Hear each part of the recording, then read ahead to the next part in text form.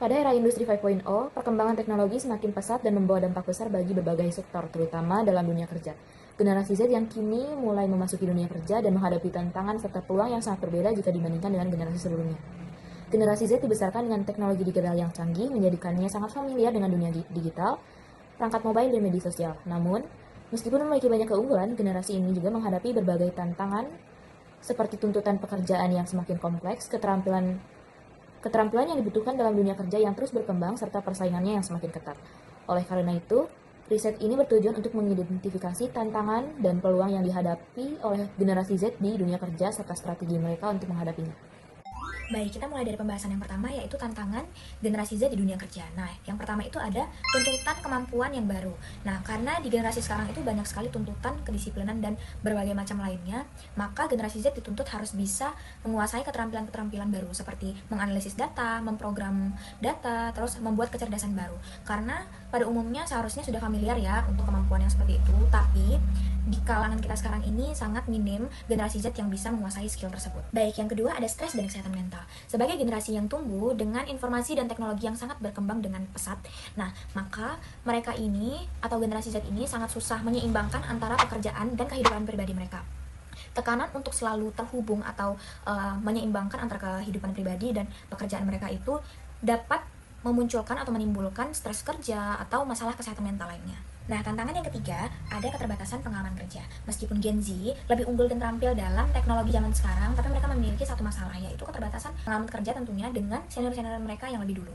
Nah, hal ini tuh dapat menyebabkan atau menimbulkan hambatan bagi Gen Z untuk lebih maju dalam berkompetisi di industri zaman sekarang. Karena di zaman sekarang ini lebih mengutamakan pengalaman dan keluasan dalam bekerja dalam tim. Peluang bagi generasi Z di era industri 5.0. Yang pertama adalah peluang inovasi dan kreativitas. Dengan kemajuan teknologi yang pesat, generasi Z memiliki peluang besar untuk menciptakan inovasi baru. Teknologi seperti AI membuka peluang bagi mereka yang mengembangkan solusi kreatif yang dapat meningkatkan efisiensi dan produktivitas di berbagai sektor. Yang kedua adalah pekerjaan remote dan fleksibilitas. Salah satu keuntungan yang dimiliki generasi Z adalah kemampuan untuk bekerja secara remote atau bisa di mana saja. Mereka lebih terbiasa dengan konsep bekerja dari rumah atau dari kantor ataupun bahkan di kafe dengan jadwal yang lebih fleksibel yang semakin menjadi norma dalam dunia kerja di era industri 5.0. Yang ketiga adalah kesempatan untuk belajar dan berkembang lebih banyak. Di dunia kerja era industri 5.0, banyak peluang untuk mengembangkan diri.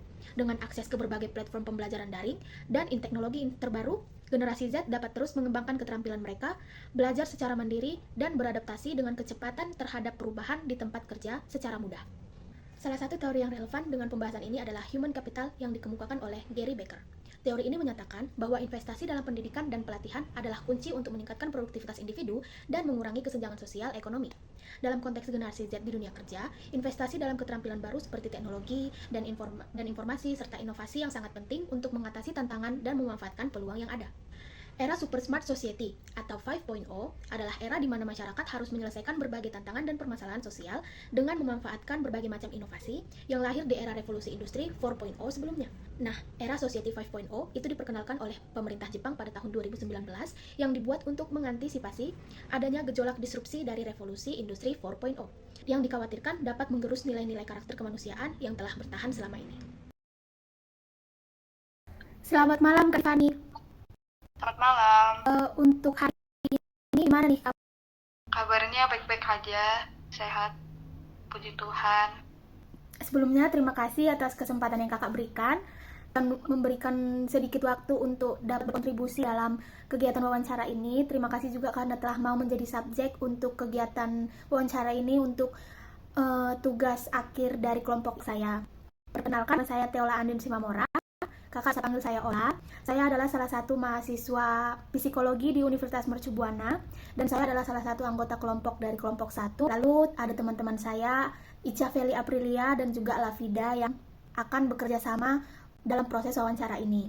Mungkin sekian dari perkenalan dari saya dan teman-teman saya. Kakak ini bisa memperkenalkan diri. Halo, Lavida, halo Teola, perkenalkan. Nama aku Tiffany Erandin Simamora, bisa dipanggil Tiff atau Fani. Sekarang kesibukan aku itu bekerja di Solo. Aku berusia 23 tahun, zodiakku Taurus. Aku bekerja sebagai konten moderator. Oke, bekerja sebagai konten moderator. Sudah berapa lama mungkin, Kak? Untuk pekerjaan ini sendiri kemarin mulainya Juli 2024 sampai sekarang. Jadi kurang lebih udah 6 bulanan. Oh, baik. 6 bulanan. Sudah cukup lama ya, Kak? Semoga kakak berkenan untuk kami wawancarai. Berkenan. Apa kakak udah bersedia atau udah siap atau mungkin mau ngapain dulu gitu? Ya udah, mulai aja. Saya di sini akan menanyakan beberapa pertanyaan buat Kak Tiffany. Yang pertama, apakah Kak Tiffany merasa lingkungan kerja Anda memberikan peluang yang cukup untuk mengembangkan karir? Jika tidak, apa yang sekiranya perlu diperbaiki? Sebenarnya masih kurang karena untuk naik jabatan itu di tempatku kuotanya sangat terbatas ya. Jadi orang itu sangat orang-orang kayak aku, agent-agent biasa kayak aku tuh rada susah buat naik. Ya karena persaingannya sangat ketat karena yang dibutuhkan untuk posisi itu kadang hanya 1 sampai 3 orang aja yang paling banyak. Lalu, apakah Kak Tiffany menghadapi stigma tentang pengalaman kerja yang minim saat melamar pekerjaan atau ada stigma lainnya mungkin? Aku sih nggak ada ya. Orang-orang tuh stigmanya ke aku tuh lumayan bagus. Karena sebelum di sini juga udah punya pengalaman kerja yang lain. Lalu, eh, sekarang kan generasinya udah beda ya, segala, segala sesuatu tuh udah pakai AI yang kayak gitu. Terus Hmm. kira-kira ada gak peran AI dalam menciptakan peluang baru bagi generasi Z? Tergantung apa yang dibutuhkan sih. Jadi kalau misalnya di bidang kesehatan kayak gitu AI kan kadang masih kurang semaksimal itu ya. Terus di bidang pendidikan juga nggak ada tuh AI bisa jadi guru. Masih ada aja info-info yang salah kayak gitu misalnya. Ya jadi tergantung sih AI yang gimana, tergantung kebutuhan kayak gitu. Tapi kalau masalah terbantu atau enggaknya, jawabanku sangat terbantu dengan adanya AI ini. Gitu.